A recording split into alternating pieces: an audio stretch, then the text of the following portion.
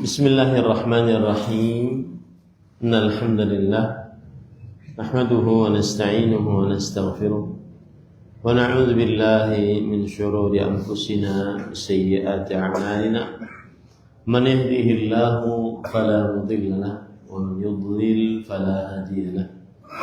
Wa ashhadu an la ilaha illallah wahdahu la syarika lahu wa ashhadu anna Muhammadan 'abduhu wa rasuluh.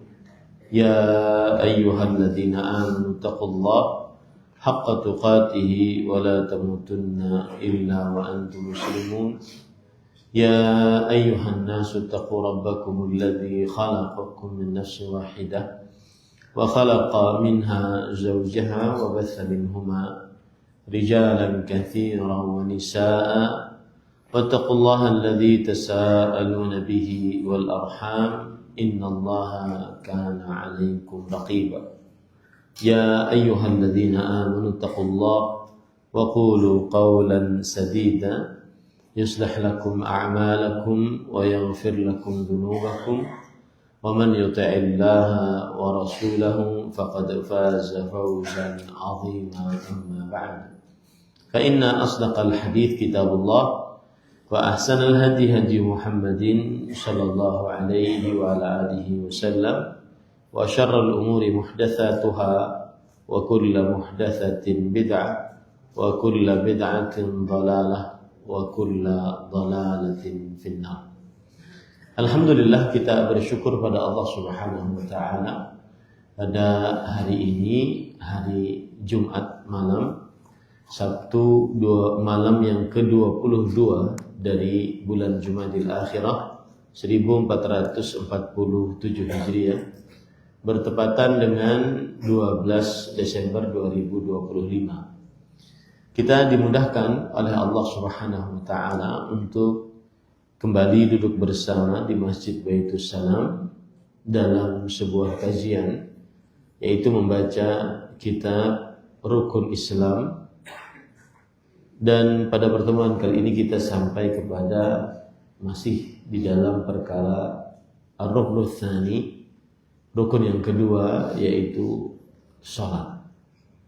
Salawat dan salam semoga selalu Allah berikan kepada Nabi kita Muhammad sallallahu alaihi wa ala alihi wasallam, pada keluarga beliau, para sahabat serta orang-orang yang mengikuti beliau sampai hari kiamat kelak. Dengan nama-nama Allah yang husna dan sifat-sifatnya yang ulia, kita berdoa, Allahumma inna nas'aluka ilman nafi'an wa rizqan tayyiban wa amalan mutaqabbala. Allahumma amin. Ahibati fillah, afani Allah wa iyyakum, para bapak ibu, saudara-saudari jamaah Masjid Baitus Salam yang saya cintai karena Allah. Semoga Allah Subhanahu wa taala selalu memberikan afiat kepada kita di dunia dan di akhirat. Pada kesempatan kali ini kita membahas tentang poin yang ke-10 kita sudah bahas, yaitu bilangan rukun salat. Dan pada pertemuan sebelumnya mungkin saya menjanjikan kita untuk membahas, yaitu sholat musafir, betul ya? Nah, di buku kita penulis berkata,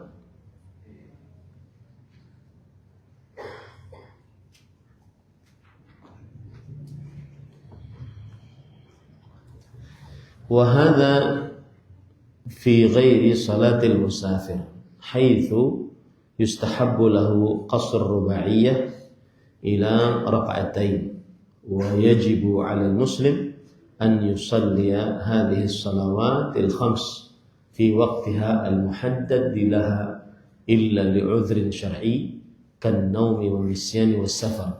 Faman nama 'an salatin aw nasiha falyusalliha idza dzakaraha. Pada pertemuan sebelumnya kita sudah membahas bahwa bilangan-bilangan tersebut berlaku bagi yang muqim, halaman 16 ya, di paling terakhir. Bilangan-bilangan tersebut berlaku bagi yang muqim. Maksudnya zuhur 4 rakaat, asar 4 rakaat, maghrib 3 rakaat, isya 4 rakaat, subuh 2 rakaat. Sedangkan bagi yang musafir disunatkan mengqashar salat yang berjumlah 4 rakaat menjadi 2 rakaat. Setiap muslim wajib melaksanakan salat wajib 5 waktu pada waktu-waktu yang telah ditetapkan, kecuali ada udzur syar'i seperti tertidur, lupa, atau bepergian. Barang siapa meninggalkan salat karena lupa atau tertidur, maka ia wajib melakukan sholat yang ditinggalkannya itu ketika ingat. Baik, kita akan bahas pada kata sedangkan bagi yang musafir disunnatkan mengqashar sholat yang berjumlah 4 rakaat menjadi 2 rakaat. Kita akan bahas poin itu pada ikhwan yang dirahmati oleh Allah Subhanahu wa ta'ala. Jadi wajib bagi seorang muslim untuk mengerjakan sholat sesuai dengan jumlah bilangan yang sudah ditentukan, kecuali bagi orang yang musafir. Musafir secara bahasa artinya adalah as-sayr. Musafir secara bahasa artinya adalah berjalan.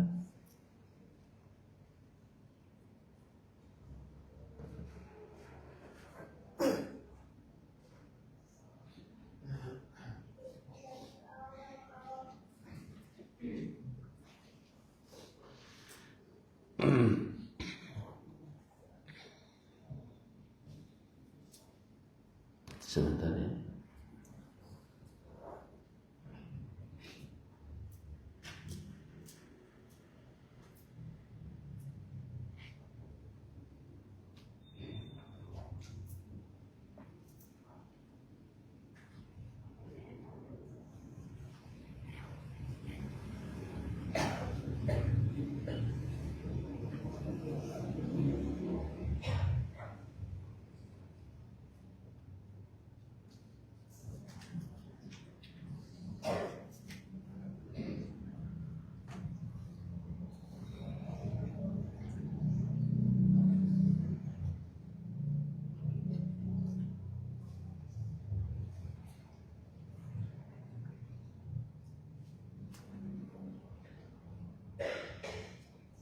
Baik.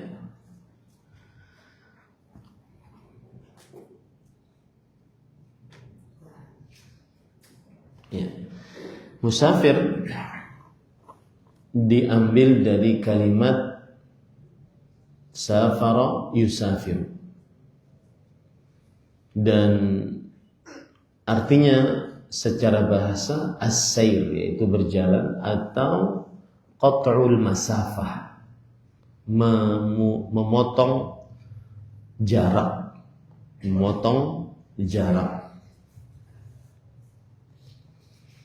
Ini adalah arti dan pemahaman dari safar. Dan para ulama, sebagian dari mereka membagi safar itu ada 5. Yang pertama, safar yang haram, yaitu safar untuk mengerjakan sesuatu yang diharamkan oleh Allah dan Rasulnya. Seperti misalkan seseorang safar untuk berdagang khamr atau berdagang barang-barang yang diharamkan, atau bersafar untuk membegal, atau seorang perempuan bersafar tanpa mahram. Ini safar yang diharamkan. Kemudian yang kedua, safar yang wajib. Seperti misalkan safar untuk menunaikan ibadah haji yang wajib, atau umrah, atau berjihad yang wajib. Kemudian yang ketiga, safar yang mustahab, dianjurkan. Seperti safar untuk haji dan umrah yang tidak wajib, atau jihad yang tidak wajib.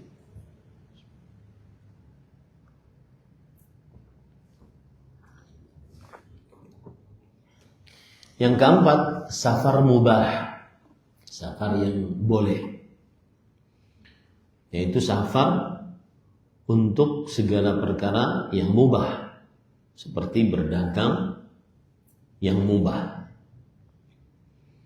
Kemudian yang kelima, safar makruh, seperti seseorang bersafar sendirian tanpa teman, kecuali dalam perkara yang harus dia sendirian.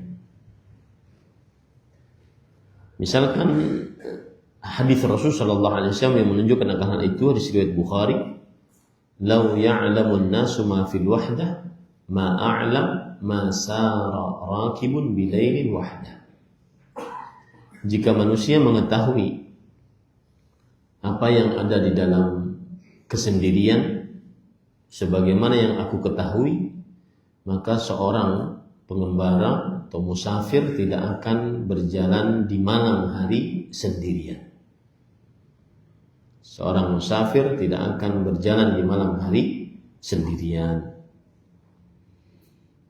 Pada ikhwan yang dirahmati oleh Allah Subhanahu wa taala, dari sinilah kemudian terjadi khilaf di antara para ulama. Apakah semua safar diperbolehkan mengqasar atau menjamak, atau berbuka puasa, atau mengusap di atas dua sepatu khuf lebih dari 3 hari, atau sholat di atas kendaraan, sholat sunnah. Ini kan hal-hal yang diperbolehkan saat safar, yaitu qasar itu yang 4 jadi 2, jamak digabung sholatnya, atau berbuka puasa saat bulan Ramadan saat safar, atau mengusap di atas sepatu khuf saat safar sebagai pengganti membasuh kaki, atau sholat di atas kendaraan, sholat sunnah. Keringanan-keringanan safar ini apakah dikerjakan dalam seluruh safar atau hanya safar tertentu? Paham maksud saya? Ya. Kan tadi keringanan-keringanan safar seperti mengqasar sholat yang 4 jadi 2, menjamak sholat, 2 sholat digabungkan, kemudian berbuka puasa Ramadan kalau dia musafir, kemudian mengusap di atas sepatu khuf kalau sedang berwudu sedangkan dia musafir, atau sholat sunnah di atas kendaraan saat dia musafir. Sekali lagi, itulah keringanan-keringanan sholat saat safar. Nah, keringanan ini boleh diambil apakah saat seluruh safar dari 5 safar tadi, safar haram, safar wajib, safar mustahab, safar mubah, safar makruh. Bisakah orang mengerjakan keringanan-keringanan tadi meskipun safarnya makruh misalnya, meskipun safarnya haram misalnya, meskipun safarnya makruh? Nah, ini terjadi khilaf di antara para ulama rahimahumullah ta'ala. Ada yang mengatakan bahwasanya seluruh keringanan safar bisa dikerjakan setiap kali safar. Setiap kali safar.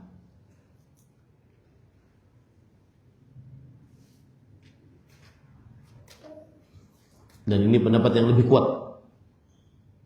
Setiap kali safar boleh dikerjakan. Mau safarnya di dalamnya nanti ada kemaksiatan, mau safarnya nanti kemakruhan, mau safarnya nanti safar mubah, atau bahkan dianjurkan, bahkan diwajibkan. Maka seluruh keringanan sholat atau keringanan saat safar boleh dikerjakan. Jadi yang jadi ukuran bukan safarnya kamu ngapain, bukan. Kamu sedang safar atau tidak.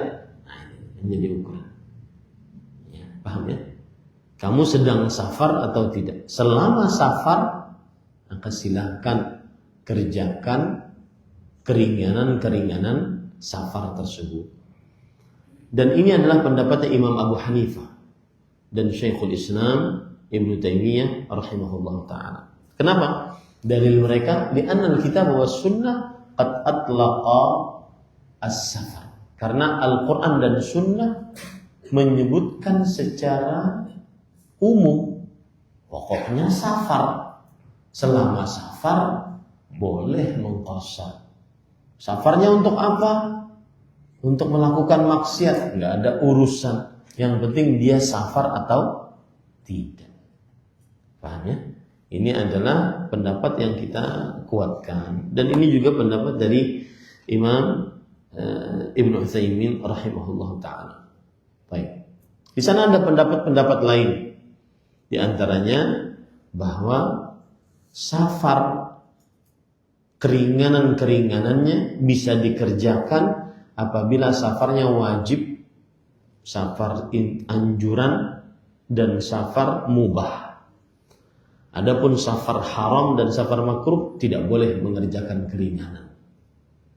Ada lagi yang mengatakan boleh mengerjakan keringanan-keringanan hanya di dalam safar haji, umroh, dan jihad. Safar haji, umroh, dan jihad yang wajib. Ada lagi yang mengatakan bahwa tidak boleh mengerjakan keringanan-keringanan kecuali hanya di dalam safar yang taat saja. Dan ini pendapat dari pendapat-pendapat para ulama. Kita lebih condong kepada pendapat semua orang yang bersafar maka dia berhak untuk mengerjakan keringanan-keringanan safar. Itu poin para ikhwan yang dirahmati oleh Allah Subhanahu wa ta'ala tentang safar. Kemudian sekarang kita berbicara tentang safar tersebut, ya. Hukum-hukum yang berkaitan dengan safar. Yang pertama yang ingin kita bincangkan adalah bahwa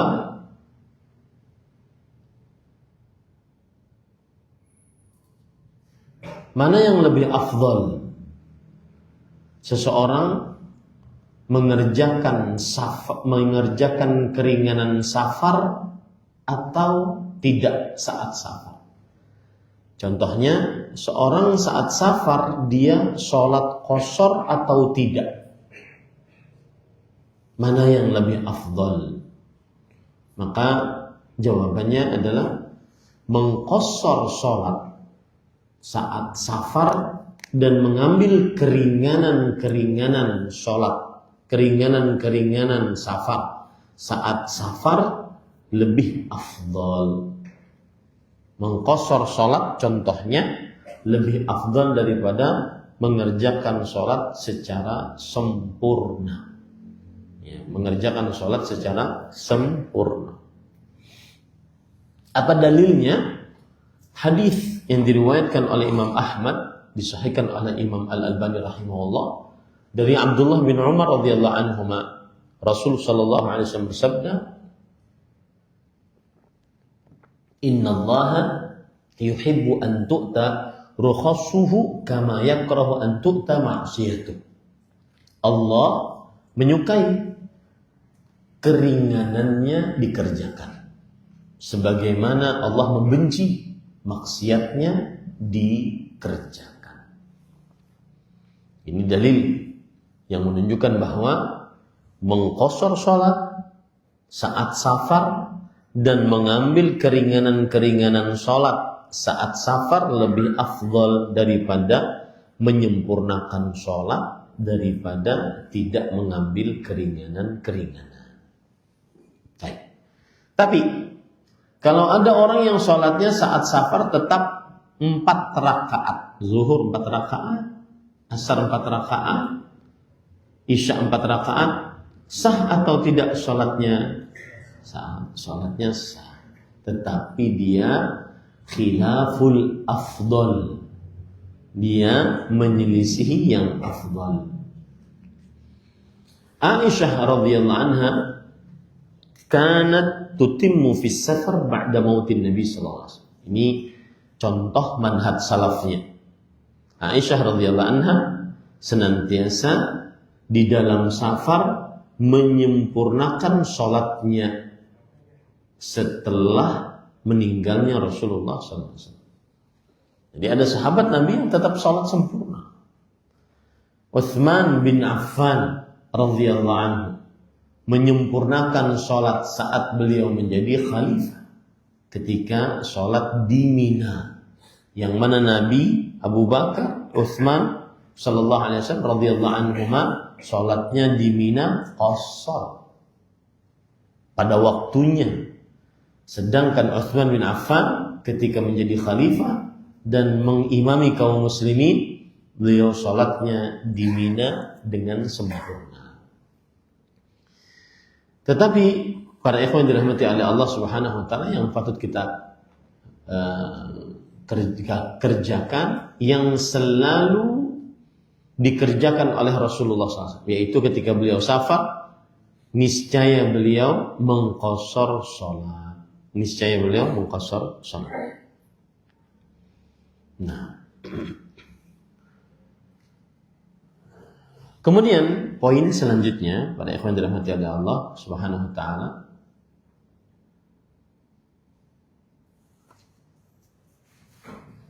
apa dalil bolehnya mengqashar salat saat safar? Apa dalil bolehnya mengqashar salat saat safar? Ayat Al-Qur'an surat An-Nisa ayat 101. Wa idza darabtum fil ard falaysa 'alaikum junahun an taqsuru minas shalah. Jika kalian bepergian di bumi, maka tidak ada dosa atas kalian jika kalian mengqashar salat. Jika kalian mengqashar salat. In khiftum an yaftinakumul ladzina kafaru. Jika kalian takut orang-orang kafir menyerang kalian. Nah, ketika ada kata-kata jika kalian takut orang-orang kafir menyerang kalian, ada seorang yang bertanya kepada Umar bin Khattab, faqad aminan nas.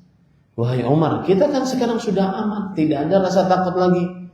Berarti meskipun safar semestinya kita tidak perlu untuk mengqashar, tetap menyempurnakan. Kata Umar bin Khattab radhiyallahu anhu, ajibtu mimma ajibtan.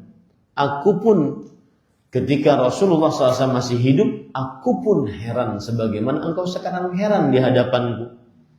Lalu Rasulullah SAW bersabda, shadaqatun tasaddaqallahu biha alaikum faqbalu sadaqatah. Meskipun sekarang sudah aman, maka tetap disyariatkan untuk mengqashar salat karena itu adalah sebuah sedekah yang Allah bersedekah atas kalian. Maksudnya Allah berbuat baik kepada kalian. Maka terimalah kebaikan Allah Subhanahu wa ta'ala. Baik, itu dalil dari ayat Al-Quran tentang disyariatkannya qashar saat sholat. Dalil dari hadis Rasul sallallahu alaihi wasallam, maka kita katakan hadisnya mutawatir ma'nawi. Hadisnya mutawatir ma'nawi. Apa maksudnya? Bahwa Rasulullah sallallahu alaihi wasallam sering mengqashar salat di setiap safarnya, baik haji, baik umrah, baik berperang. Ini hadisnya mutawatir. Hadis mutawatir itu apa? Hadis yang diriwayatkan oleh banyak para sahabat Nabi dan mustahil mereka bersepakat untuk berdusta. Namanya hadis mutawatir. Hadis mutawatir ada dua, mutawatir ma'nawi dan mutawatir lafzi. Mutawatir ma'nawi maknanya sama, bahwa Rasulullah sallallahu alaihi wasallam senantiasa mengqashar salat saat safar. Adapun mutawatir lafzi, lafaznya sama. Dan dengan lafaz yang sama itu, banyak dari sahabat meriwayatkan hadis tersebut dan mustahil bagi mereka bersepakat untuk berbohong.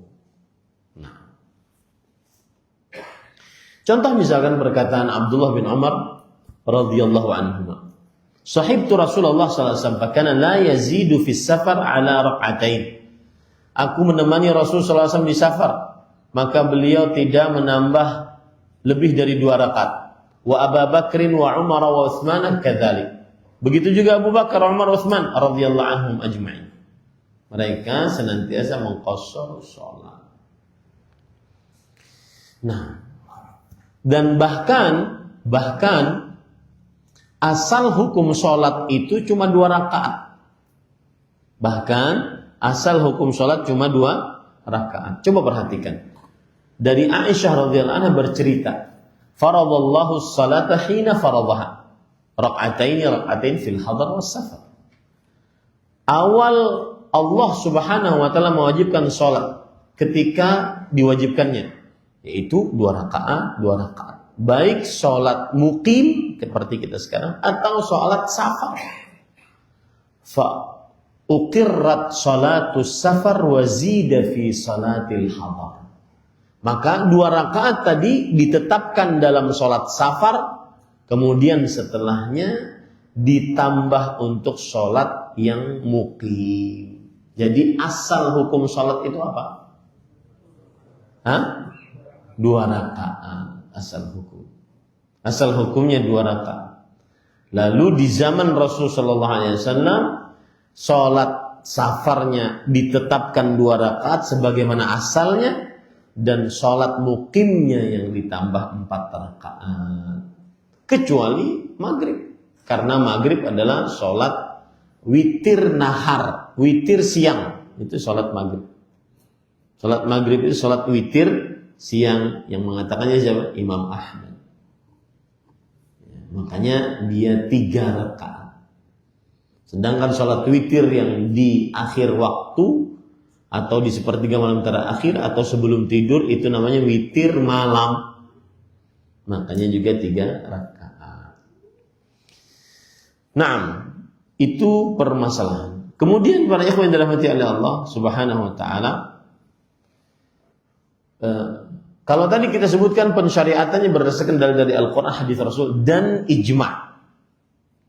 Seperti yang dinukilkan oleh Imam Ibnu Qudamah rahimahullahu taala di dalam kitabnya Al-Mughni dan juga Ibnu Munzir dalam kitabnya Al-Ijma', bahwasanya ajma'a ahlul ilm ala anna man safara safaran tuqsaru fi mithlihi as-salah fi hajjin aw umrah aw jihad anna lahu an yaqsura ar-ruba'iyyata fayusalliha rak'atain. Para ulama telah bersepakat. Ingat, hati-hati. Salah satu ajaran yang menyimpang yang menyelisih kesepakatan para ulama. Makanya penting untuk menukilkan kesepakatan. Para ulama telah bersepakat bahwa siapa saja yang bersafar, yang di dalamnya dia boleh mengqashar sholat seperti haji, umrah, jihad, maka dia boleh mengqashar sholat 4 rakaat dan dia kerjakan 2 rakaat. Ini ijma' para ulama. Wa ajma'u ala alla yuqassar fil maghribi wala fi salat subuh. Dan mereka bersepakat juga bahwa maghrib tidak ada qasar dan subuh tidak ada qasar. Kalau qasar maghribnya 1,5. Tidak ada qasar. Baik. Kemudian para ikhwan yang dirahmati oleh Allah Subhanahu wa taala, permasalahan selanjutnya yang berkaitan dengan safar, yaitu batasan mengqashar sholat di dalam safar. Batasan mengqashar sholat di dalam safar. Berapa? Imam Bukhari mengatakan fi kam yaqsurus shalah. Berapa jarak seorang mengqashar sholat? Para ikhwan yang dirahmati oleh Allah Subhanahu wa ta'ala, terjadi khilaf di antara para ulama rahimahumullah ta'ala. Saya akan sebutkan beberapa pendapat-pendapat mereka. Yang pertama adalah apabila safarnya sehari semalam. Karena Imam Bukhari mengatakan wasamman nabiyyu sallallahu alaihi wasallam yauman wa lailah safaran. Nabi Muhammad SAW menamai sehari semalam perjalanan itu disebut dengan safar. Sehari semalam perjalanan disebut dengan safar. Kemudian Abdullah bin Abbas dan Abdullah bin Umar radhiyallahu anhuma mengatakan bahwa yaqsurani wa yuftirani fi arba'ati burud wa hiya 16 farsakh. Bahwa seseorang mengqasar salat kemudian boleh berbuka saat bulan Ramadan ketika dia bersafar 4 burud atau 16 farsakh. Berapa 4 burud itu di dalam dunia safar? Para ikhwan dirahmati oleh Allah Subhanahu wa ta'ala. Maka 4 burud ada yang mengatakan 1 burudnya itu adalah 4 farsakh. 1 burud 4 farsakh. Kemudian 4 burud berarti 4 kali 4 bersama dengan 6 farsakh. 16 farsakh. 16 farsakh. Kemudian 1 farsakh sama dengan 3 mil. Sama dengan 3 mil. Berarti 16 farsakh sama dengan 48 mil. 48 mil berapa kilo? 48 mil. 48 mil kira-kira 1 milnya 1,5, 1,8 gitu ya. Berarti dia 86,4 kilometer. 86,4 kilometer. Nah, itu adalah hitungan pakai burud dan farsakh. Ada istilah namanya 1 burud. 1 burud sama dengan 4 farsakh. Abdullah bin Umar dan Abdullah bin Abbas radhiyallahu anhuma menafsiri boleh mengqasar salat, boleh berbuka di siang hari bulan Ramadan kalau safarnya 16 farsakh. 16 farsakh. Farsakh, 1 farsakhnya 3 mil. Berarti hitungannya adalah 3 kali 16 sama dengan 48 mil. 48 mil sama dengan 86,4 kilometer.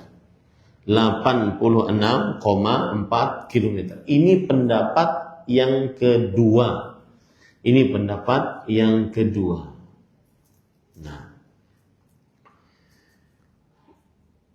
Kemudian pada ikhwan dirahmati oleh Allah Subhanahu wa ta'ala, di sana ada pendapat yang sebelum pendapat yang ketiga, dari mana dalilnya bahwa Rasul sallallahu alaihi wasallam menamai safar itu kalau sehari semalam, yaitu hadis riwayat Imam Bukhari Muslim, la yahillu limra'ah tu'minu billahi wal yawmil akhir an tusafir masirata yaumin wa lailah wa laysa ma'aha mahram.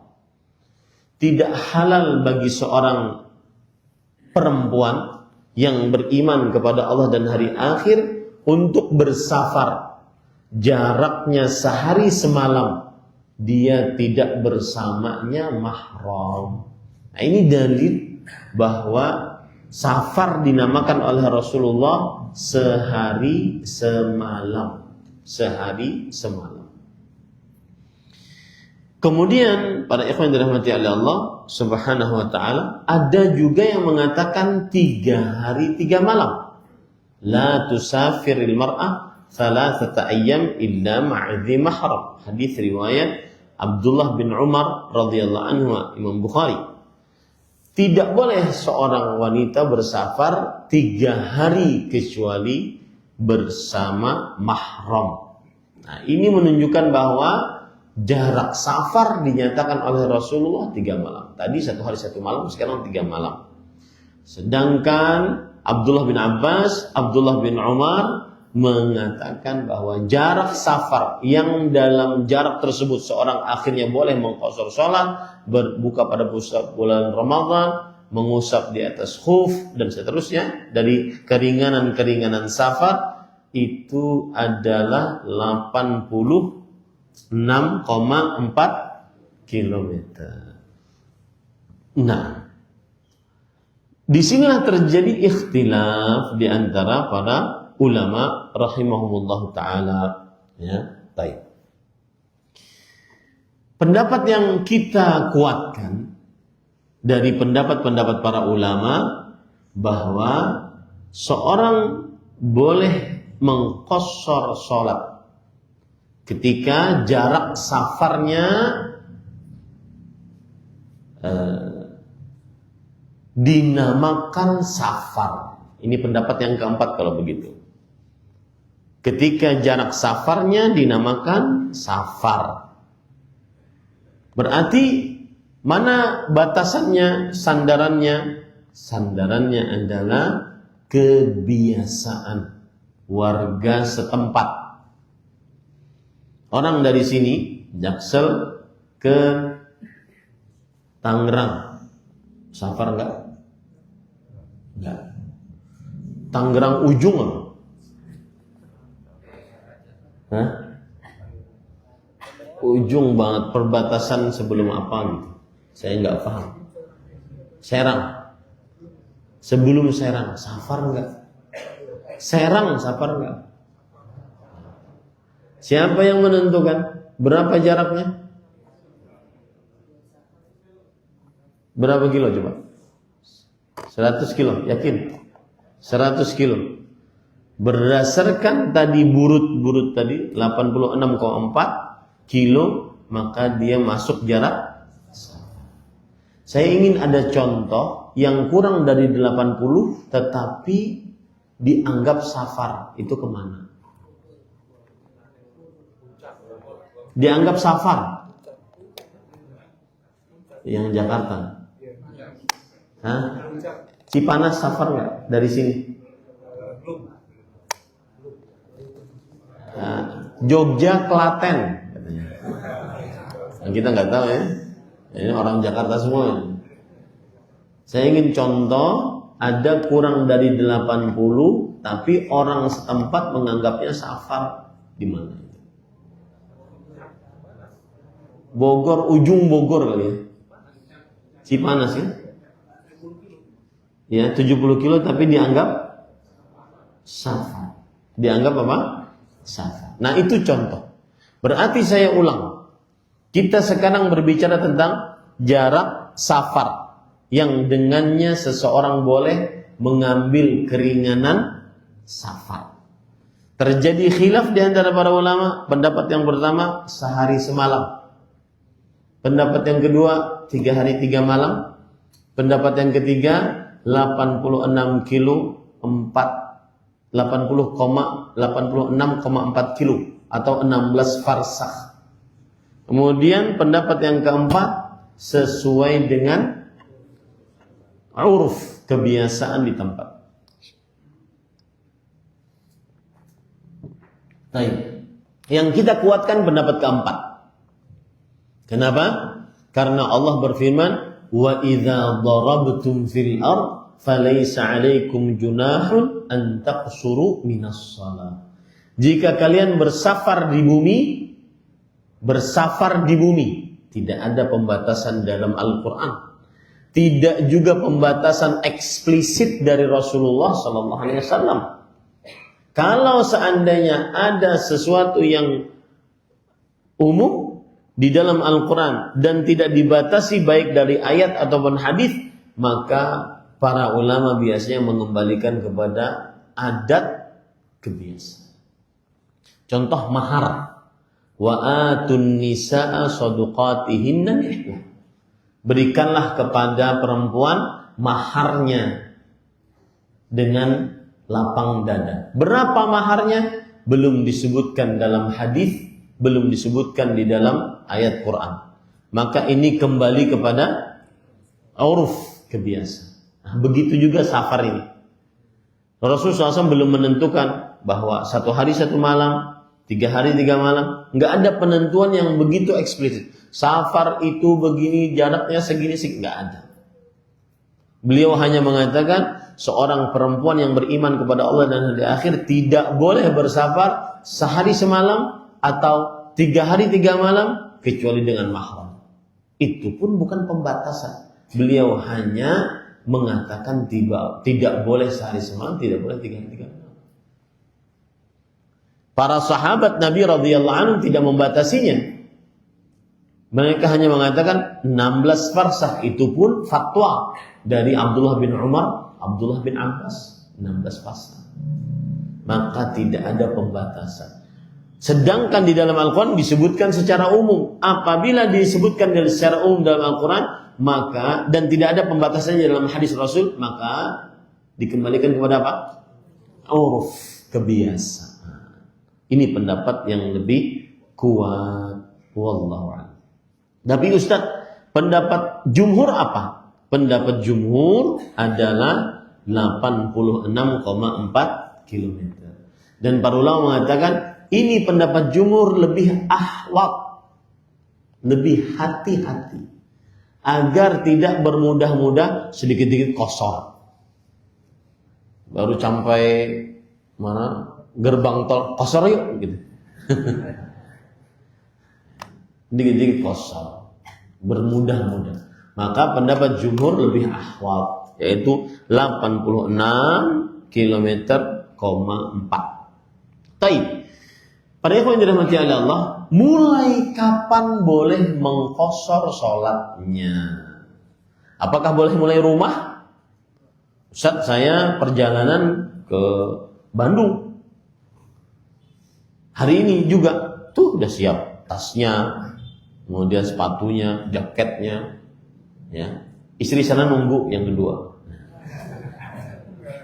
Pasti safar maksudnya gitu. Pasti safar. Karena ini menggilir. Maka pada saat itu gimana ya Ustaz? Bolehkah saya mengqashar di rumah? Jawabannya perhatikan.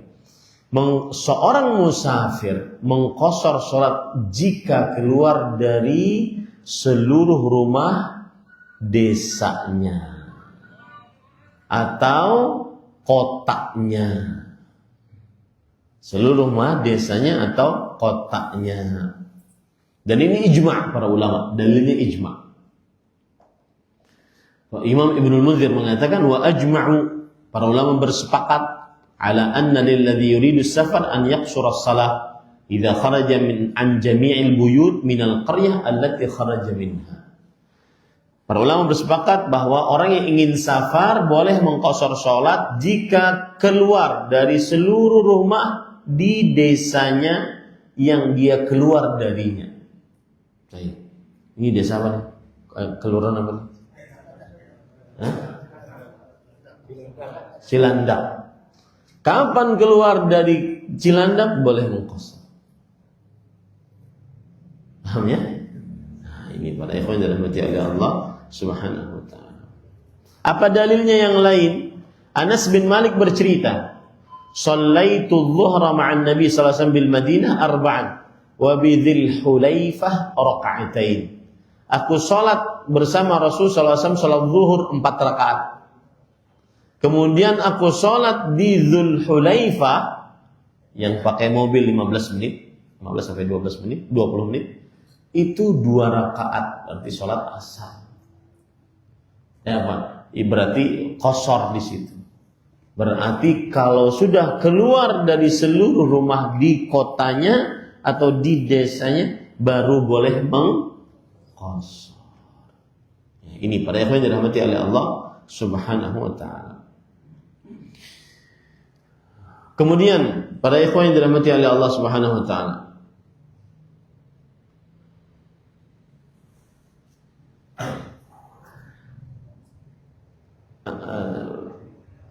seseorang boleh mengqashar sholat ketika sudah masuk waktu sholatnya.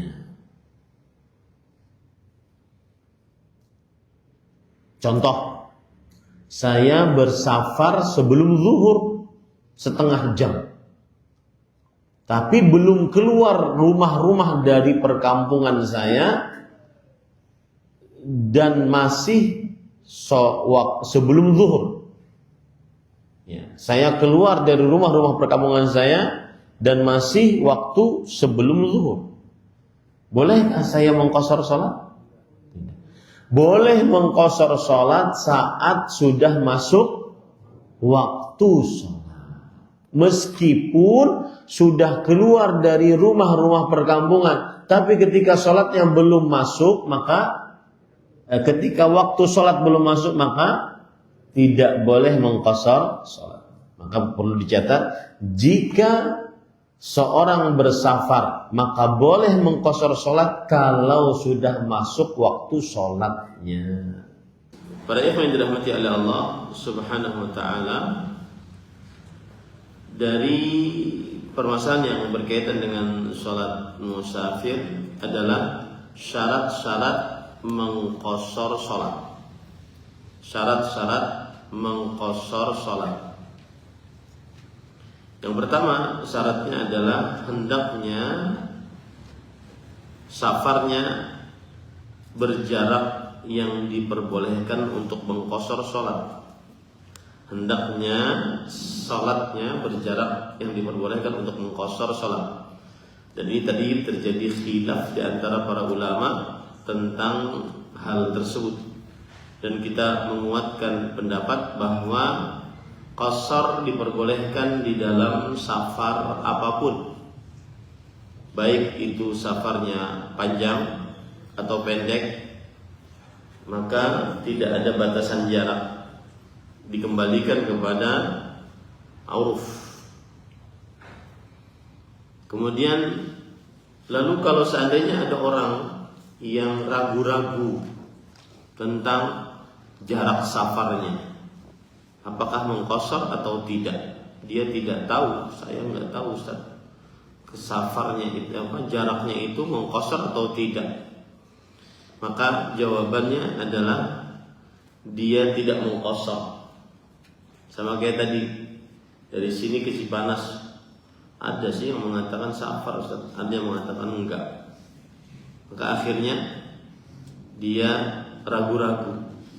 Sikapnya pada waktu itu bagaimana? Sikapnya adalah tidak mengqashar dan tetap menyempurnakan.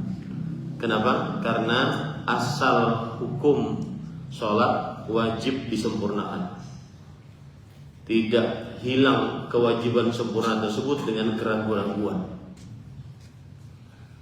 Kemudian asal hukum seseorang bermukim, kecuali jika sudah jelas dia safar. Kecuali jika dia jelas sudah safar. Kemudian sebab yang ketiga, bara'atu zimmahnya, asal terlepas kewajiban sholatnya dengan 4 rakaat. Asal terlepas kewajiban sholatnya dengan sholat 4 rakaat. Nah, jadi itu 3 sebab mengapa apabila orang ragu-ragu ini saya di jarak safar atau tidak, apa yang harus dia lakukan? Sholatnya tetap sempurna. Kenapa? Karena satu, asal kewajiban sholat adalah sempurna, dan asal kewajiban itu tidak hilang dengan keraguan-raguan. Yang kedua, asal seseorang mukim, tidak dinamakan safar sampai jelas safarnya. Yang ketiga, asal seseorang gugur kewajiban terhadap Allah, yaitu dengan mengerjakan sempurna sholatnya. Nah, kemudian para ikhwan yang dirahmati oleh Allah Subhanahu wa taala, ini syarat yang kedua boleh mengqashar adalah tidak berniat untuk mukim saat safar. tidak berniat untuk mukim saat safar. Barang siapa yang berniat mukim, maka wajib menyempurnakannya. Barang siapa yang berniat mukim, maka wajib menyempurnakannya. Saya beri contoh. Seorang pergi ke Bandung safar, tetapi dia saya akan bermukim di sana selama 1 bulan.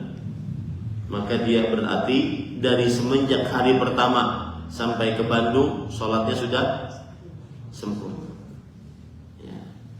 Itu yang dimaksud dengan permasalahan tadi. Kemudian berapa lama seseorang dianggap singgah yang masih safar? Dianggap singgah yang masih safar. Ada yang mengatakan 4 hari 4 malam, dan ini pendapat jumhur. Kalau lebih 4 hari maka wajib sholat sempurna. Tapi kalau seandainya 4 hari 4 malam, dia boleh mengqashar sholatnya. Yang kedua, pendapat yang kedua adalah dia mengqashar sholat ketika berdiam atau singgah selama 19 hari. 19 hari, subhanallah, lamanya. Kalau lebih dari 19 hari, dia sempurnakan sholatnya. Dan dua-dua ini ada dalilnya. Dua-dua ini ada dalilnya. Pendapat yang pertama, pendapat jumhur, berapa hari tadi? 4 hari. Kalau lebih harus sempurna. Dalilnya Rasul sallallahu alaihi wasallam bersabda, riwayat Muslim, yuqimul muhajiru bi Makkah ba'da qada'i nusukihi 3. Orang yang muhajir berdiam di kota Mekah setelah menyelesaikan hajinya sebanyak 3 hari atau selama 3 hari. Jika lebih dari 3 hari, maka dia musafir. Jika lebih dari 4 hari, maka dia musafir. Mukim maksudnya. Kalau lebih dari 4 hari, maka dia mukim.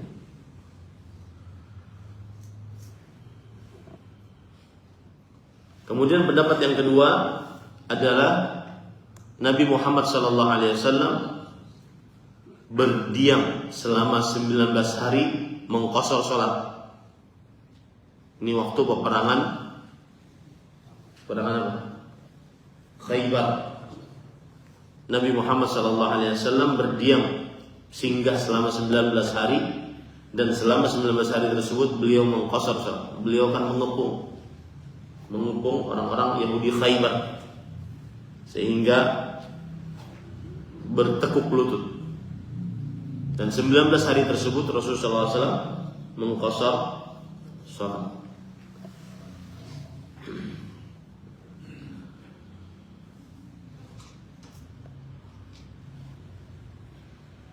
Kalau ada orang yang tertahan di sebuah daerah, tetapi dia tidak punya niat untuk bermukim, tetapi lebih daripada 4 hari, apa yang harus dia lakukan? Sholatnya qashar atau sempurna? Dia tertahan, misalkan urusan imigrasi, tertahan lebih dari 4 hari. Kemudian dia padahal tidak ingin berniat mukim, dan hajatnya sudah selesai, tapi tertahan tadi.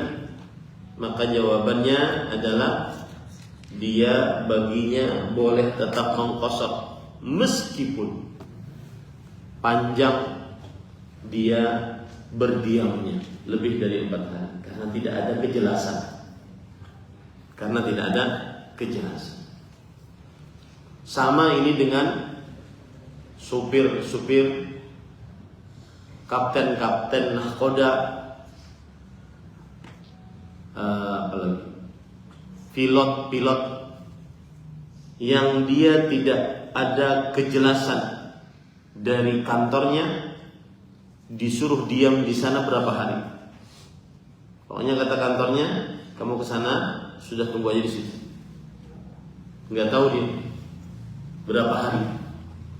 Maka selama dia musafir, meskipun singgahnya lama, tetap boleh untuk mengqasar. Paham ini? Bisa nggak kejadian seperti itu? Kata bos supirnya, kamu ke Subang ya, diam di situ. Ngapain bos? Pokoknya diam di situ. Ya, saya ada urusan agar kamu jaga di situ. Kalau ada masuk, kamu jangan langsung jalan. Bisa tidak? Sama juga dengan seorang pilot, kapten nahkoda kapal, dan seterusnya. Nah, itu adalah syarat yang kedua, yaitu harus meniatkan mukim, tidak meniatkan mukim saat safar. Sebelumnya pada ikhwan yang dirahmati Allah, tentang tadi yang berkaitan dengan jarak safar. Dan kita kuatkan pendapat bahwa jarak safar yang seseorang boleh mengqashar salat adalah dikembalikan kepada uruf, kepada dalil. Nah, pada ikhwan yang dirahmati oleh Allah Subhanahu wa taala, apabila urufnya adalah safar, maka pada saat itu dia mengqashar salat meskipun kurang dari 8. Ini pendapat yang kita kuatkan, itu sebagai penekanan saja yang saya sebutkan. Syarat yang ketiga, safarnya harus safar mubah. Nah, ini dia.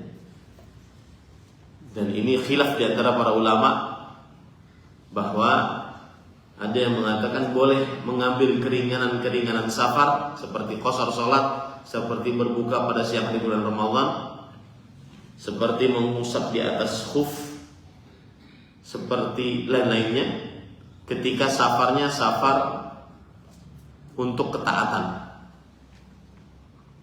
Adapun safar untuk maksiat, maka tidak boleh. Ini pendapat yang pertama.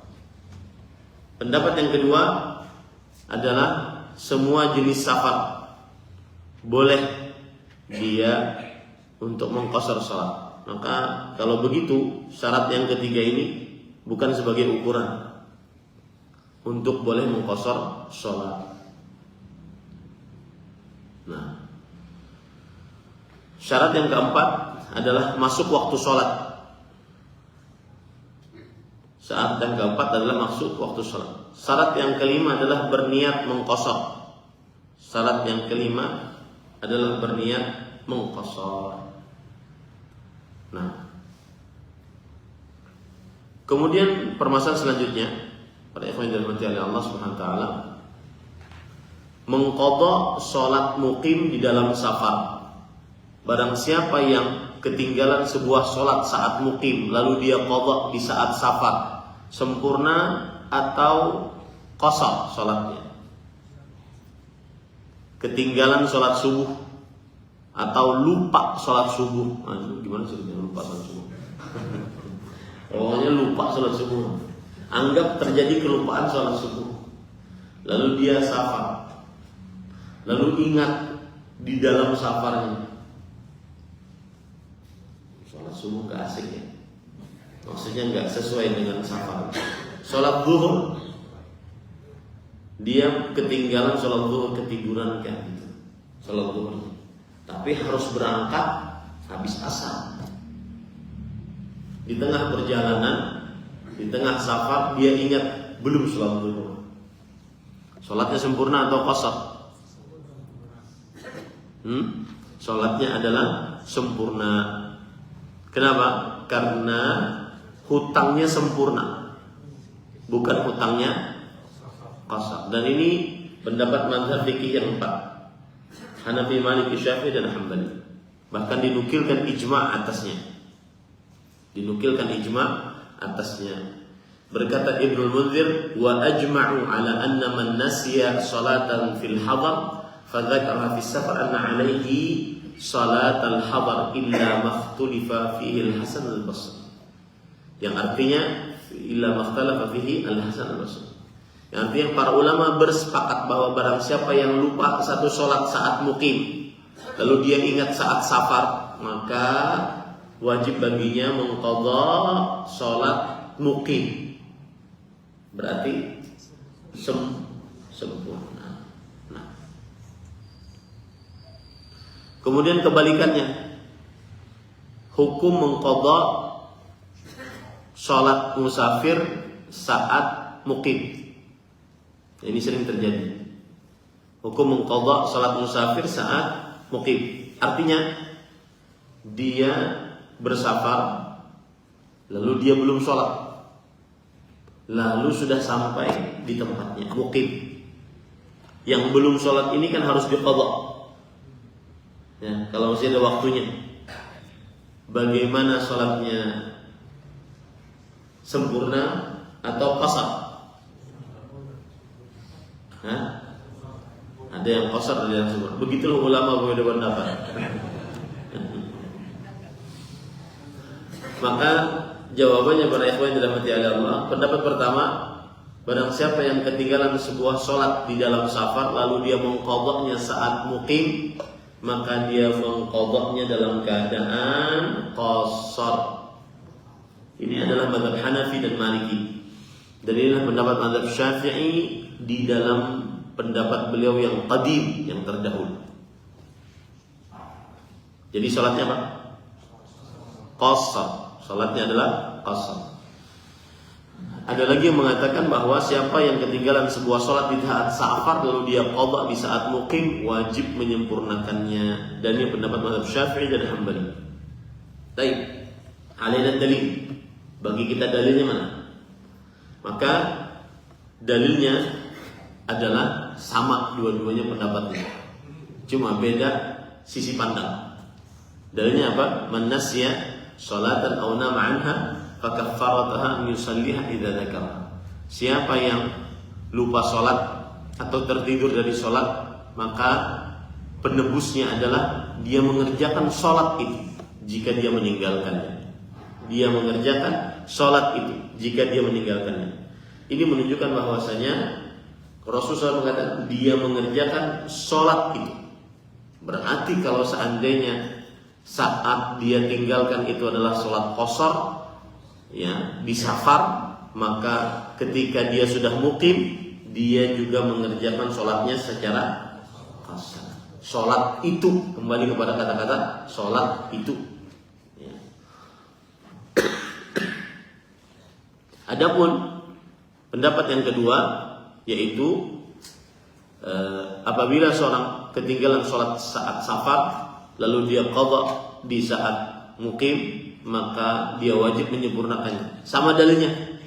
Siapa yang lupa sholat atau tertidur darinya, maka penembusnya adalah dia mengerjakan sholat itu jika dia mengingatnya. Cara memahaminya bagaimana? Sama juga sholat itu.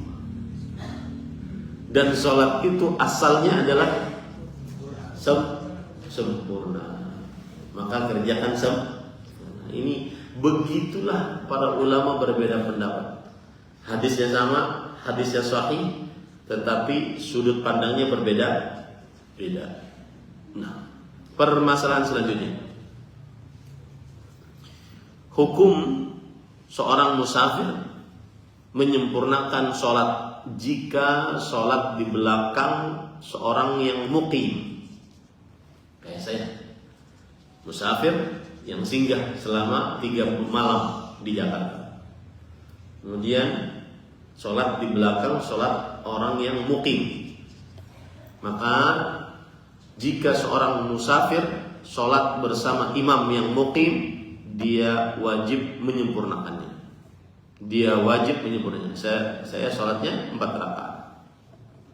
Ya. Saya sholatnya 4 rakaat. Nah, dan dalilnya adalah hadis Rasul sallallahu alaihi wasallam riwayat Bukhari Muslim, "Innama ju'ila al-imamu liyutamma bihi fala takhtalifu fihi." Sesungguhnya imam itu dijadikan untuk diikuti, maka janganlah kalian menyelisihinya. Nah, kemudian pada ikhwan dirahmati oleh Allah Subhanahu wa taala, kebalikannya sekarang. Jika seorang musafir salat di belakang seorang jika seorang musafir menjadi imam dan di belakangnya orang-orang yang mukim, bagaimana sholatnya si musafir ini? Maka jawabannya adalah dia asal hukumnya musafir boleh mengqashar salat lebih afdal. Lalu orang-orang yang mukim yang di belakangnya mengerjakan apa? Menyempurnakan sholat. Karena Rasulullah SAW mengatakan, wa ma fatakum fa'atim, dan apa yang tertahan, apa yang belum kalian kerjakan, maka sempurnakan. Tetapi kalau ditanya mana yang lebih afdal Ustaz? Imam musafir tapi dia ustaz.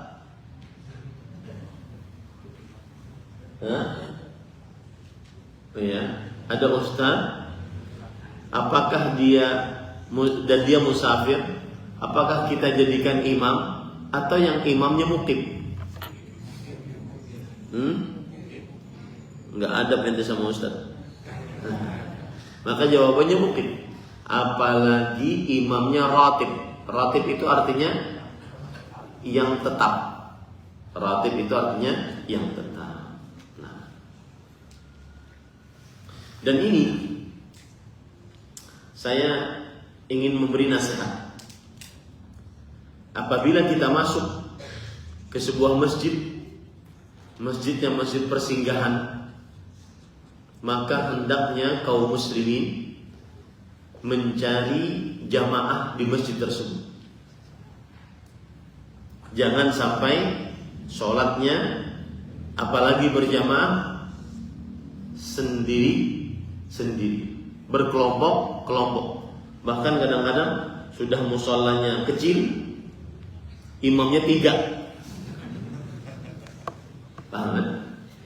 Gara-gara tidak mengerjakan yang dinasihatkan tadi, yaitu dia aturan masuk mushola atau masuk masjid, dia lihat jamaahnya mana yang ada. Kalau ada jamaahnya, dia ikuti ke situ. Kalau ada 2, bagaimana?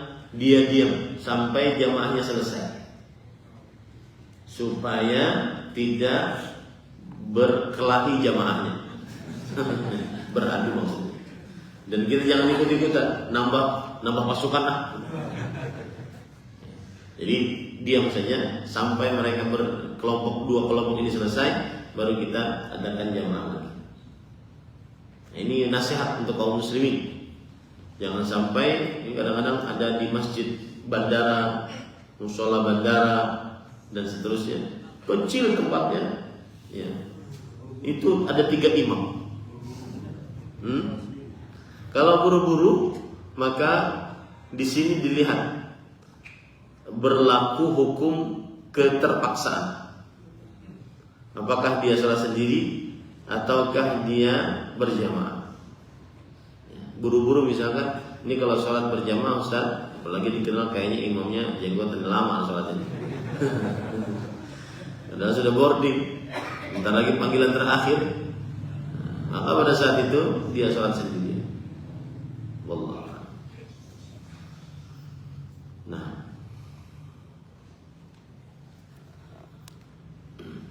Nah, bolehkah kita sholat di belakang imam yang kita tidak tahu apakah imam ini mukim atau musafir? Apakah imam ini mukim atau musafir? Lalu sholatnya bagaimana? Maka para ikhwan yang dirahmati Allah, terjadi khilaf di antara para ulama. apabila ada seorang yang musafir menjadi makmum di belakang yang dia ragu-ragu, ini imam musafir atau mukim, maka sholatnya sempurna. Sholatnya sempurna menurut pendapat mazhab Syafi'i dan mazhab Hanbali. Kenapa? Karena asal kewajiban sholat adalah sempurna. Asal kewajiban sholat adalah sempurna.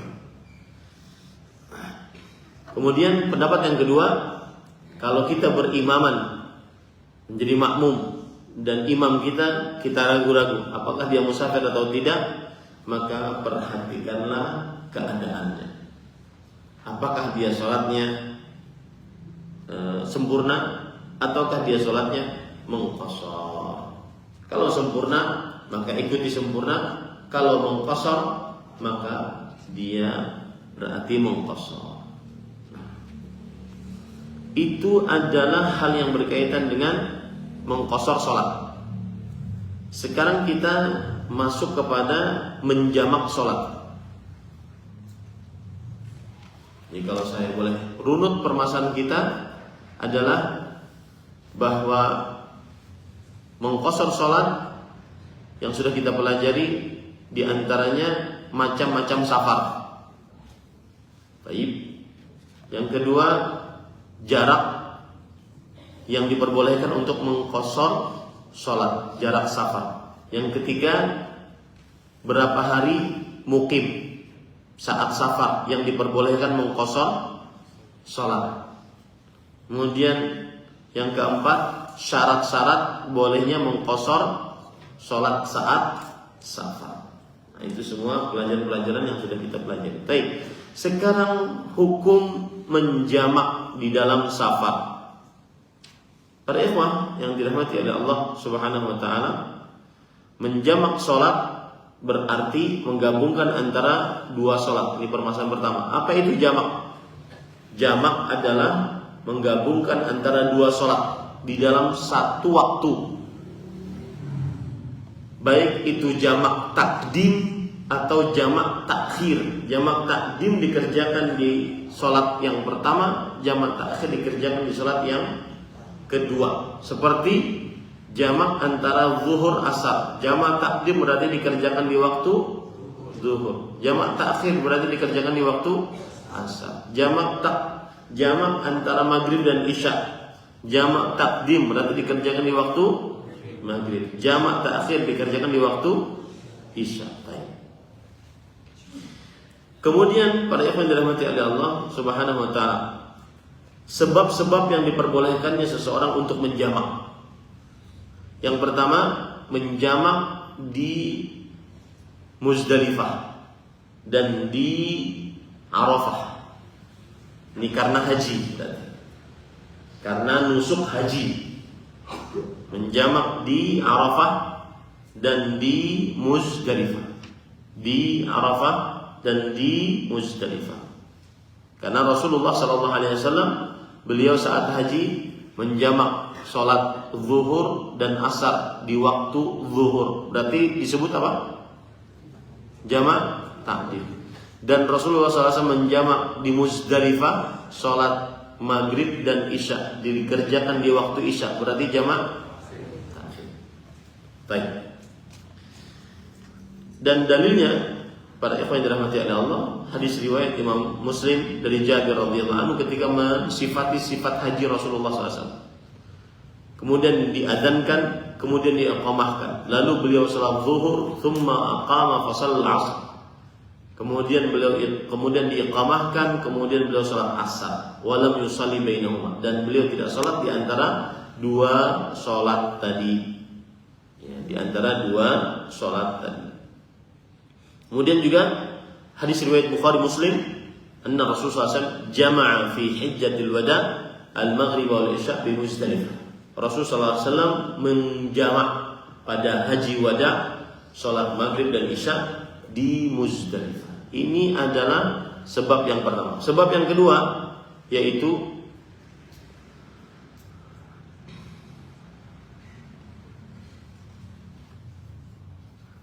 karena safar. Sebab yang kedua adalah karena safar, sebagaimana yang sudah kita pelajari. boleh, lihatnya, hukumnya boleh menjamak sholat saat safar, bukan dianjurkan, boleh menjamak sholat saat safar. Jadi keringanan safar yang berkaitan dengan sholat itu adalah qasar saja. Keringanan safar yang berkaitan dengan sholat adalah mengqasar, memendekkan. Adapun jamak, maka ini saat diperlukan, bukan saat diringankan. Saat diperlukan, itu bedakan. Ya. Boleh menjamak saat safar, baik jamak takdim atau jamak takhir.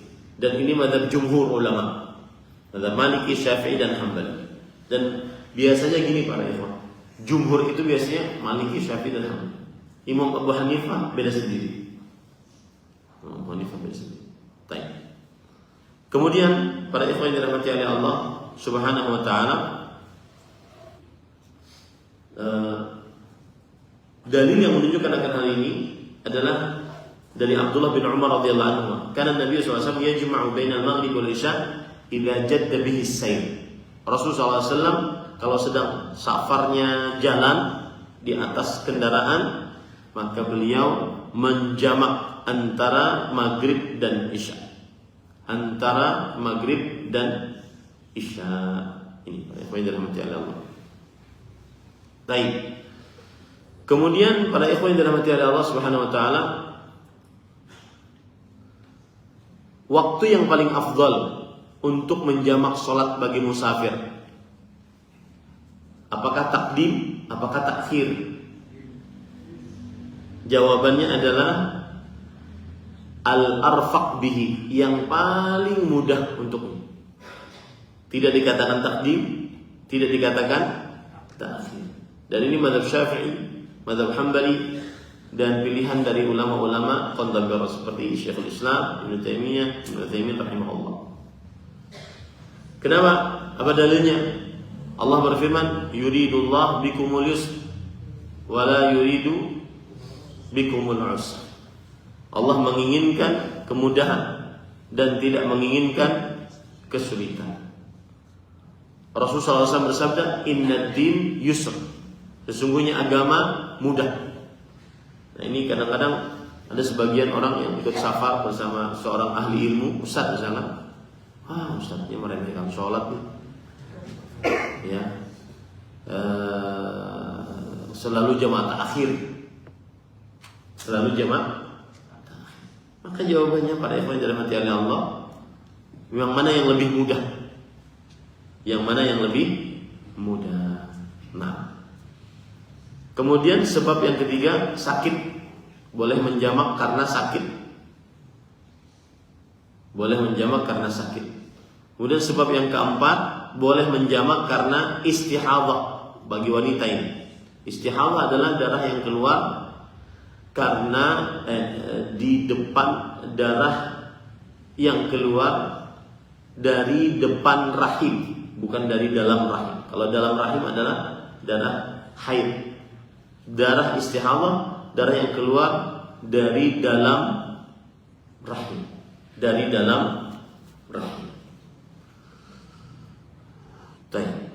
Dalilnya apa para ikhwan yang dirahmati oleh Allah Subhanahu wa taala? Hadis riwayat Imam Abu Daud, fa in qawwiti ala an tu'akhkhir adh-dhuhra wa tu'ajjil al-'ashra fataghtasilin wa tajma'in baina as-salatain faf'ali. Ada seorang wanita di zaman Rasulullah SAW namanya Hamnah binti Jahsh. Wanita ini sering istihadhah, keluar darah dari rahim. Maka kata Rasulullah SAW, kalau kamu kuat, maka akhirkanlah sholat zuhur, kedepankanlah sholat asar. Lalu kemudian sebelum kamu sholat, kamu mandi, kemudian kamu gabung dua sholat tadi. Kamu mandi, lalu kamu gabung dua sholat tadi. Dengan cara mengakhirkan waktu zuhur, mengawalkan waktu asar. Kerjakan di awal waktu. Ini menunjukkan bahwa boleh bagi wanita istihadhah untuk menggabung sholat. Ustaz, apakah wajib mandi wanita yang istihadhah? Jawabannya dianjurkan, tidak wajib. Dianjurkan, tidak wajib. Karena kadang-kadang ada orang, pokoknya perempuan, makanya perempuan itu kan ada istilah PMS. Apa sih pengertiannya PMS? Pengertian apa? Kepanjangannya pramenstruasi. Baik. Perempuan kalau sudah PMS itu tidak enak karena ada yang keluar dari tubuhnya, kemudian darah dan seterusnya. Makanya seorang laki-laki harus lebih bersabar dengan keadaan. Kalau sedang dalam keadaan haid, terutama istri yang kadang kalau dalam keadaan haid moodnya sangat berubah-ubah. Kalau pengalaman kami sih tidak. Ini ada istri-istri yang moodnya sangat berubah-ubah. Ya. Kadang ketawa sendiri, kadang sendiri gitu ya. Kemudian sering jawab terserah. Nah, kalau sudah terserah itu sudah kita berpikir apa? Harus lebih bersabar. Kemudian yang ke berapa? Kelima, yaitu menjamak karena hujan. Menjamak karena hujan. Diperbolehkan menjamak karena hujan. Ini pendapat mazhab Maliki, Syafi'i dan Hambali. Dan ini dinukilkan ijma' atasnya. Jama'a Rasulullah SAW baina adh-dhuhri wal 'ashri wal maghrib wal isya bil Madinah min ghairi khaufin wala madar. Adalah Rasulullah SAW menjamak salat zuhur dan asar, salat maghrib dan isya di kota Madinah tanpa rasa takut dan tidak hujan. Maksudnya adalah ketika hujan. Beliau tidak menjamak kalau tidak hujan. Kalau hujan beliau jamak. Itu maksud dari hadis ini. Ya. Nah, kemudian permasalahan selanjutnya syarat sebab jamak selanjutnya adalah karena takut seperti berperang. Karena takut seperti berperang. Kemudian menjamak karena menyusui bolehkah? Ini sering terjadi dan ini banyak ditanyakan oleh ibu-ibu. Saya Ustaz tidak bisa sholat pada waktunya, kadang-kadang terlambat Ustaz. Kenapa? Karena ini anak ya Allah, apalagi bayinya laki-laki, nyusunya lama Ustaz, banyak. Ya. Maka pada saat itu diperbolehkan bagi wanita yang menyusui menjamak sholat jika sholat susah atasnya sholat pada waktunya. Sebagaimana sudah saya katakan tadi, qasar sholat identik dengan safar, jamak sholat identik dengan saat hajat keperluan. Itu harus dipahami baik-baik. Orang mengqasar sholat tidak perlu jamak, iya. Seperti saya sekarang, saya jarang untuk menjamak. Karena saya memegang pendapat bahwa waktu sholat itu syarat sholat yang paling kuat. Kerjakanlah sholat pada waktunya. Maksudnya itu kadang capek gitu. Dan awal-awal sebelum kebiasaan kadang lupa. Sampai kamar hotel, iya belum sholat asar ya. Lupa. Dan lupa ya sudah, lupa. Bukan karena dilupakan atau karena pura-pura lupa. Itu waktu itu belum terbiasa. Tapi sekarang sudah terbiasa, pokoknya sholat pada waktunya, qasar pada waktunya, tidak harus menjamak. Ya, kenapa? Karena Allah berfirman, Inna sholata kanat 'alal mu'minina kitaban mawquta. Sesungguhnya sholat atas orang beriman diwajibkan pada waktu-waktu yang telah ditentukan. Dan kebiasaan ini saya ambil dari Syekh kami, Syekh Profesor Dr. Ibrahim bin Amir Rahil rahimahullah. Beliau meskipun di Indonesia, beliau senantiasa sholatnya pada waktunya. Sholatnya pada waktunya. Bahkan lebih lagi beliau sholatnya tetap sempurna kalau imamnya sempurna. Karena jarang memang beliau sholat sendirian. Ini pada ikhwan dalam tidak Allah. Karena kenapa tadi? Sebabnya waktu sholat, syarat sholat yang paling ditekankan. Yang terakhir yang ke-8 adalah menjamak sholat karena agar menjauhi kesulitan. Menjamak sholat karena menjauhi kesulitan. Ya, seperti misalkan sulit ada angin kencang, sulit karena listrik padam dan seterusnya. Pokoknya sulit sulit karena ada banjir misalnya. Sulit. Walimah bukan kesulitan, itu disulit-sulitkan. Walimah bukan kesulitan. Ya. Jadi banyak sampai di beberapa kota bukan di ibu kota pun juga bermudah-mudah jangan menjamak. Tidak boleh bermudah.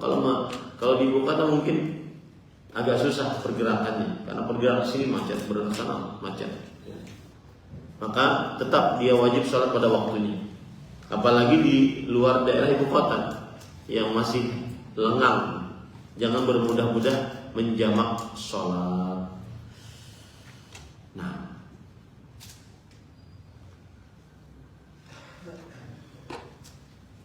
itu dulu yang bisa disampaikan. Alhamdulillah selesai sholat safar kita dan sholat jamak kita. Kemudian tadi disebutkan setiap muslim wajib melaksanakan sholat 5 waktu pada waktunya yang telah ditetapkan. Ini yang saya sebutkan tadi. Lebih afdal bagi musafir untuk sholat pada waktunya, tidak menjamak kecuali karena hajat keperluan yang sudah kita sebutkan. Kecuali ada uzur syar'i seperti tertidur, lupa, bepergian. Barang siapa meninggalkan sholat karena lupa atau tertidur, maka ia wajib melakukan sholat yang ditinggalkannya itu ketika ingat, meskipun ketika ingatnya di waktu yang terlarang, seperti setelah subuh, baru bangun ketika matahari mau terbit, atau pas matahari terbit, tetap sholat pada waktu itu. Karena dalilnya tegas, yang tertidur atau kelupaan hendaklah dia mengerjakannya saat dia ingat, meskipun matahari tepat di atas kepala kita. Misalkan kita tinggal sholat subuh atau kelupaan sholat subuh, baru ingat pas mau sholat dulu, kayaknya sholat subuhnya belum tadi. Entah apa yang terjadi pada dirinya, kita nggak tahu. Ya. Maka pas waktu itu tepat matahari di tengah kepala kita. Karena salah satu waktu-waktu sholat yang sangat dilarang adalah ketika terbit matahari, ketika matahari tepat di atas kepala kita, ketika terbenam. Itu sangat terlarang, kecuali dalam keadaan seperti ini. Nah, ini yang bisa disampaikan pada ikhwah. Semoga bermanfaat. Insya Allah bulan depan kita masuk kepada rukun-rukun sholat. Dan saya agak panjang ketika rukun-rukun ini nanti saya akan bicarakan apa itu rukun. Kemudian ya, kenapa sih misalkan mazhab ini mengatakan ini rukun dan apa dalilnya? Kenapa pendapat ulama mengatakan berdiri itu rukun, apa dalilnya? Saya akan sampai ke situ nanti. Ya, mudah-mudahan bisa dimaklumi. Wallahu a'lam wa sallallahu alaihi Muhammad walhamdulillah rabbil alamin. Udah langsung. Nah. Kalau yang dalam macet tadi punya seperti apa? Macet ya. Jangan pulang dari tempat kerja. Bismillah. Perhatikan baik-baik. Ini sebelum saya jawab, saya ingin cerita dulu. Suatu saat saya mendampingi Fadil Syekh Profesor Dr. Abdul Razak di ibu kota, satu mobil. Kemudian waktu itu menjelang maghrib, kita mau menuju sebuah masjid. Lalu saya tunjukin Syekh, itu orang-orang kerja, mereka nanti sampai rumahnya mungkin isya, terlambat, dan mereka kebanyakannya adalah menjamak sholat. Karena pulangnya menjelang maghrib, kemudian di jalan waktu maghrib habis, sampai di rumah sholat isya. Maka kata Syekh, tidak sah sholat mereka, kecuali seorang yang benar-benar sudah berusaha semaksimal mungkin untuk dia bisa sholat. Saya lebih sulitkan lagi pertanyaannya, kenapa mereka berangkatnya sekarang? Kenapa tidak setelah maghrib? Karena biasanya tidak ada bus. Maka kata Syekh, tetap tidak sah. Dia harus berusaha semaksimal mungkin sholat pada waktunya. Ya, ini saya ingat karena saya bertanya langsung dan waktu itu berdua. Nah, Pada yang dirahmati oleh Allah, sama hukumnya ketika Bapak tadi bertanya, saya menjamak sholat karena macet atau karena pulang kerja yang jauh. Maka jawabannya adalah, kalau dia tahu bahwasanya dia akan kena macet, kemudian dia harus selalu seperti itu, maka dia wajib untuk mencari tempat agar bisa sholat maghrib pada waktunya dan isya pada waktunya. Tidak boleh membiarkan setiap hari diam. Kenapa demikian? Karena dia masih bisa mengkondisikan dirinya. Kadang-kadang sebagian orang malas saja mengkondisikan. Betul apa betul? Ya. Sebenarnya bisa saja dia mengkondisikan bahwa dia sholat pada waktunya, tidak harus menjamak. Kecuali kalau seandainya saya sudah mengkondisikan Ustaz, cuma ini benar-benar di luar batas kemampuan saya. Nah, pada saat itu tidak apa-apa. Itu benar-benar darurat. Tapi kalau seandainya seseorang dalam keadaan mengkondisikannya tidak, bahkan lebih condong kepada pelalaian, maka haram hukumnya dia qasar sholat tanpa sebab. Itu dikatakan menjamak sholat tanpa sebab. Nah, jadi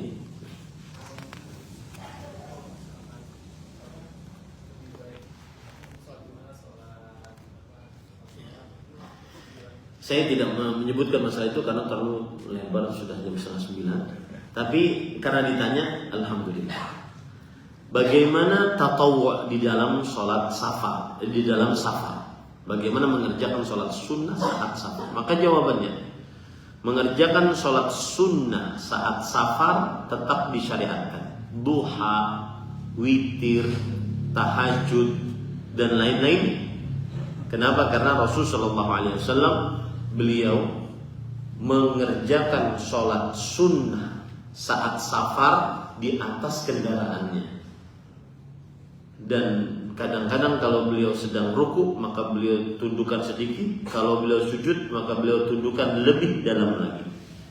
Ini menunjukkan bahwa boleh mengerjakan sholat sunnah saat safar, kecuali sholat rawatib.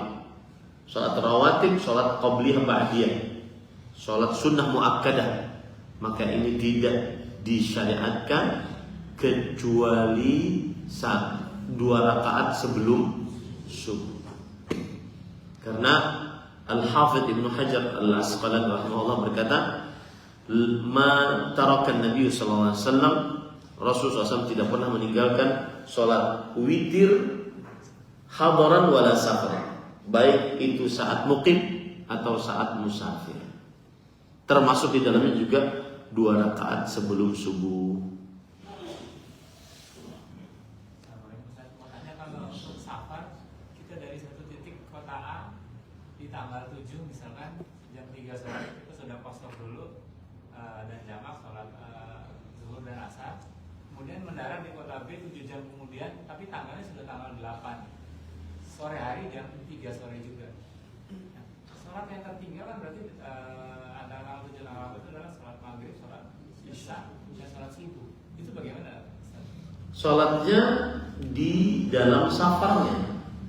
Di dalam safar, tapi kan nggak gelap, tetap terang terus. Bagus pertanyaan.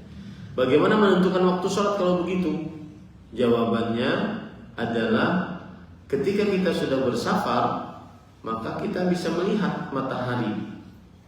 Patokannya adalah matahari. Kapan matahari terbenam, maka sholat maghrib dan isya. Kapan matahari terbit ataupun kapan fajar terbit, maka sholatlah subuh. Oke. Nah, antum ya oknumnya.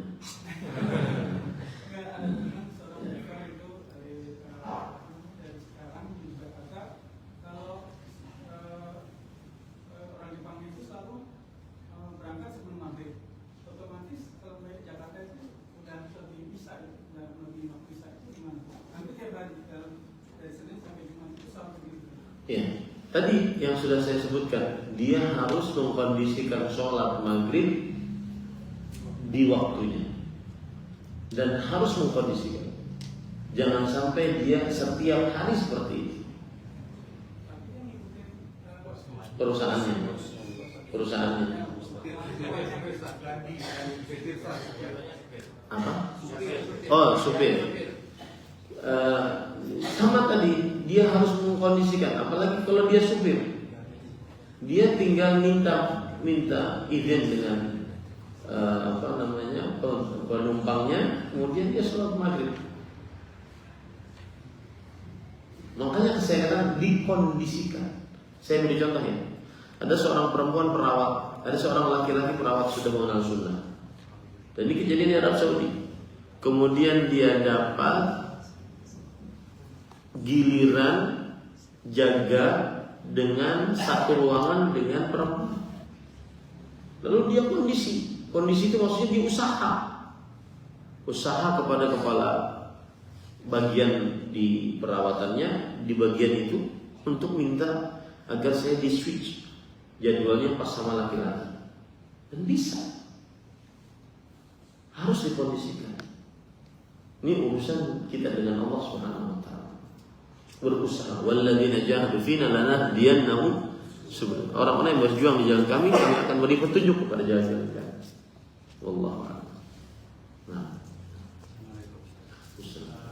kalau ketika dalam perjalanan safar, kemudian misalkan maghrib, waktu masuk maghrib di tol, itu udah berniat nanti saya sholat jamaah takhir dan misalnya di qashar. Tapi ketika nanti keluar di tol, ketemu masjid, ketemu pada waktu itu ada jamaah yang sholat jamaah, apakah saya harus sholat yang tadinya saya berniat qashar, apakah itu saya harus sempurna atau berubah jadi qashar itu, atau terus tadinya saya berniat kan jamaah takhir, dengan maghrib didahulukan, tapi yang ikut jamaah bagaimana? baik. Bapak sekarang posisinya di dalam saat itu musafir atau mukim? Musafir. Maka pada saat itu singgah, sholat bersama imam. Jika imamnya mukim, maka bapak berarti sholatnya sempurna. Setelah sholat bersama imam sempurna, imam salam, kemudian kita salam, lalu kita lanjut sholat isya.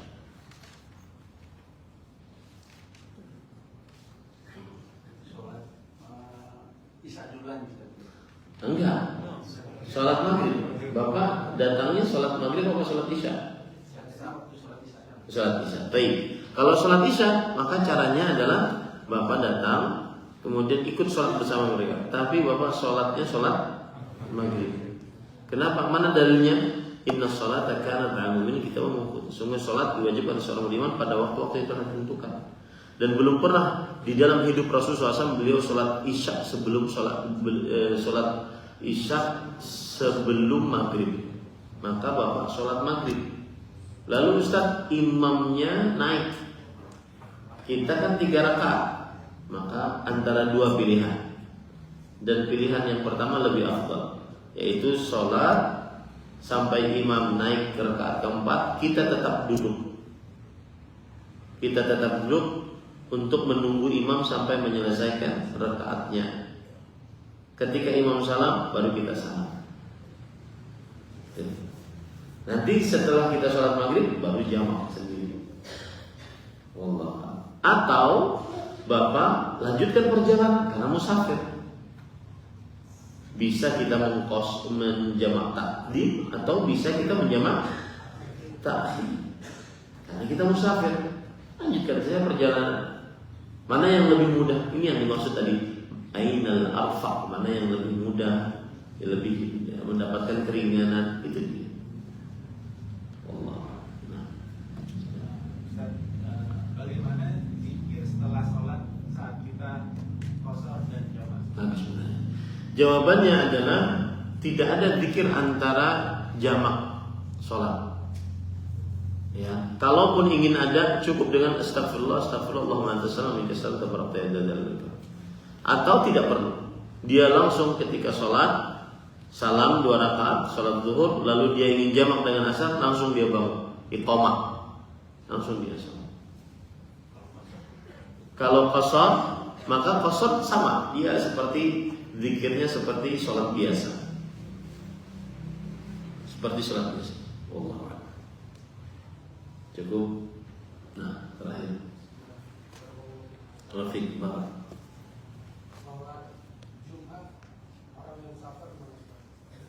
Apakah wajib ikut atau tidak? Jawabannya adalah asal hukumnya sholat Jumat tidak diwajibkan bagi orang yang musafir. Karena yang diwajibkan hanya orang yang muqim. Syarat wajibnya sholat Jumat adalah muqim. Berarti musafir tidak wajib. Cuma masalahnya kadang hotel di samping masjid. Ya, maka sholat Jumatlah. Ya, mending selesaikan kewajiban kita sholat Jumat. Nah, begitu ya. Sebentar. Kemudian, ya itu cukup insyaallah. Nah. Waalaikumsalam. Kalau untuk kita safar dari Jakarta Surabaya naik kereta, dan itu waktu sholat wajib kan misalkan dari sini pagi sampai sana sore, jadi untuk berasarnya kan nggak terjadi. Jadi kan kalau sholat wajib kita berdiri misalnya di kereta, kalau posisinya kita nggak bisa berdiri, terus kemudian kalau misalkan perempuan apakah harus berdiri juga? Saya dengar di kereta ada musolanya. Ya. Maka pada saat itu selama masih bisa berdiri, berdiri. Ini termasuk daripada rukun sholat. Bulan depan antum harus hadir. Karena kita bicarakan rukun sholat. Ya. Rasulullah SAW bersabda, Allah berfirman dulu, wa qumu lillahi qanitin. Dan berdirilah untuk Allah saat sholat. Kemudian Rasulullah SAW bersabda, sholli qa'iman. Sholatlah dalam keadaan berdiri. Maka asal hukumnya jika sanggup berdiri, berdirilah. Tetapi kadang-kadang kalau di pesawat yang bukan pesawat Saudi yang ada musallanya, susah. Bahkan tidak diperbolehkan oleh pramugari karena takut mengganggu keseimbangan pesawat. Dan itu harus saya ingatkan ini. Ya, saya ingatkan. Dan itu wajib ditaati. Jangan sampai semangat kita beragama akhirnya membahayakan nyawa orang banyak. Hati-hati. Tidak, kata pramugari, tidak diperbolehkan bagi para penumpang untuk berwudu dengan air di kamar mandi. Maka wajib ditaati. Mereka lebih tahu. Karena kadang-kadang satu tetes itu kena apa, menyebabkan terbakar, menyebabkan korban nyawa. Tidak boleh kita mentaati Allah dengan bisikan syaitan. Itu bahasa saya. Tidak boleh mentaati Allah dengan bisikan syaitan. Salah satu bisikan syaitan adalah bersikap ghulu, berlebih-lebihan, dan tidak mengambil keringanan. Saat safar beda ya akhi, saat mukim. Saat safar semuanya terbatas. Maka jangan sampai seseorang bergulu, berbuat berlebih-lebihan. Jadi intinya kapan bisa berdiri, berdirilah. Untuk mustajabnya doa dalam berdoa, apakah diulang terus menerus atau cukup diucapkan sekali saja? Jawabannya ada hadis, tetapi disebutkan oleh para ulama bermasalah hadis ini. Innallaha yuhibbul mulihina fid du'a. Allah menyukai orang-orang yang mengulang-ulang doanya. Dan maknanya sahih. Meskipun hadisnya lemah, maknanya sahih. Maka silahkan dia mengerjakannya. Wallahu a'lam. Bagaimana sholat 5 waktu bagi orang yang terkena bencana, banjir atau longsor atau gunung meletus? Keadaan bencana, apakah termasuk yang rukhsah atau keringanan untuk mengerjakan sholat yang wajib? Jawabannya adalah sholat wajib itu tetap dikerjakan selama dia Islam, baligh, berakal, selain wanita yang haid dan nifas. Meskipun dia di Mars, wajib sholat. Kalau dia masih ada 5 hal ini: Islam, baligh, berakal, selain wanita yang haid dan nifas. Ustaz, dalam keadaan banjir longsor seperti itu, sholatkah juga? Iya, sholat. Nggak ada bajunya, maka pakai baju yang ada. Al-umur idza daqat ittasa'. Itu kaidah fikih. Perkara kalau sudah sempit, semakin sulit, maka ajaran Islam mengajarkan lebih mudah. Lebih mudah. Al-masyaqqatu tajlibut taysir. Kesulitan menghantarkan kepada kemudahan. Fa inna ma'al usri yusra. Wa ma ja'ala 'alaikum fid din min haraj. Allah tidak menjadikan di dalam beragama kesulitan. Semakin sulit, kalau ada kesulitan maka dia akan ada jalan kemudahan. Nah, seperti itu. Maka saya nasihatkan yang kawan-kawan kaum muslimin yang terkena musibah, maka tetap mengerjakan sholat. Kalau seandainya pas musibah kemarin ada yang ketinggalan, diqadha sholat. Diqadha sholatnya. Karena setiap selama dia Islam, baligh, berakal, selain mentahai nifas, maka tetap wajib sholat. Ini paling lama kajian kita. Mohon maaf.